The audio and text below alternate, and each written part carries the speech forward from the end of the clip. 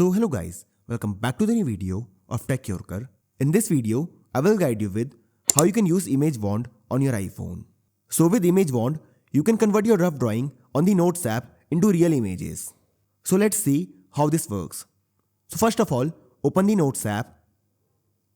Now tap on this icon to create a new note. After this, you need to draw something here. For this, tap on this icon. Now select pen tool and draw an image. For example, I will draw moon. After this, tap on the image wand icon. Now select the drawing like this.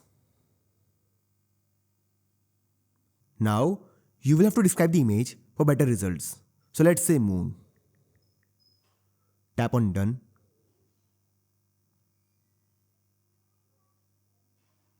And this will generate the image from the drawing. You can swipe for more variations. So this is how you can use Image Wand on your iPhone. So I hope you find this video useful. And if you do, then don't forget to like this video and subscribe our channel.